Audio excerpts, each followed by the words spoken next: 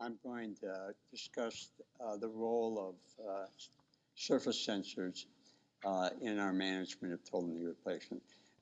My conflicts in this case include consulting for Consensus that makes one of these types of devices.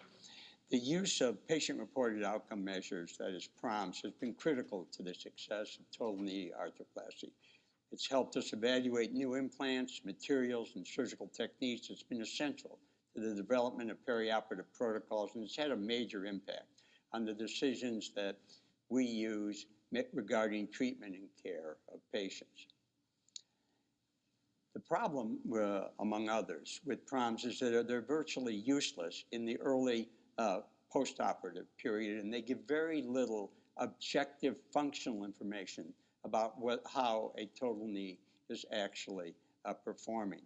Moreover, the PROMs are difficult to administer, they're time-consuming, and in general, the compliance rate, particularly if patients are trying to use them, is relatively low.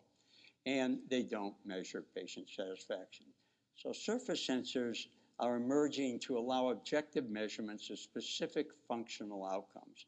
They allow the capture of daily range of motion, they track movement in real time, and they track the recovery process, and in addition, can alert us to sudden, perhaps adverse events.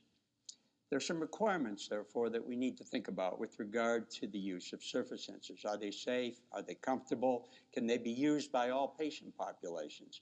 Are they durable? Are they waterproof? And can they be used and worn at all times? Are they easy to apply? Is the software and the hardware that are parts of these devices user-friendly? Are they HIPAA compliant? That's a real issue. Are they patient and provider efficient? That is it easy for patients to use them, and is it easy for providers to understand the data that they're getting?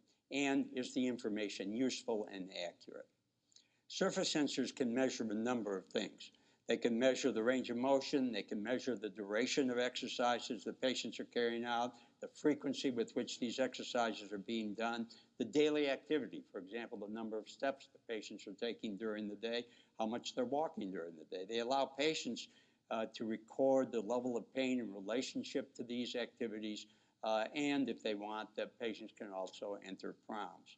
And they detect sudden events. If someone suddenly loses a range of motion, both the patient and the provider are aware of that in real time. So I want to just walk through the way in which these sensors are used. I've had experience with one of them, the track patch, but there'll be a number that emerge.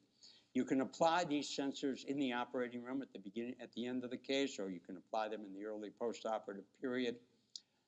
You can then measure them. You have to register these devices, and then you can measure them starting with the initial postoperative period.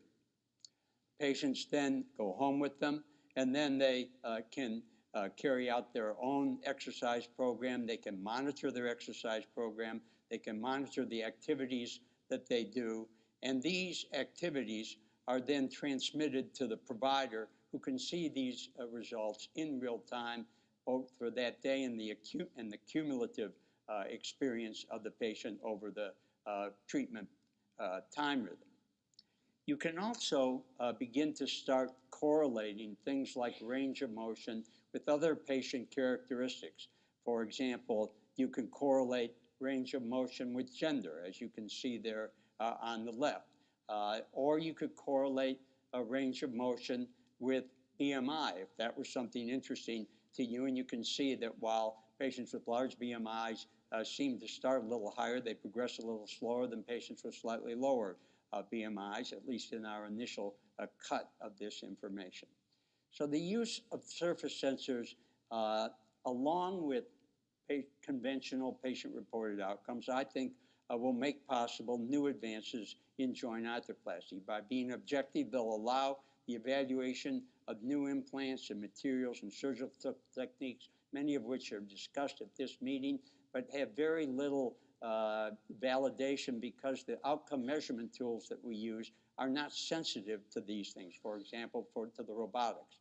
They will be essential to the development of perioperative protocols that will allow us to differentiate patients based on the way in which they perform both preoperatively and postoperatively.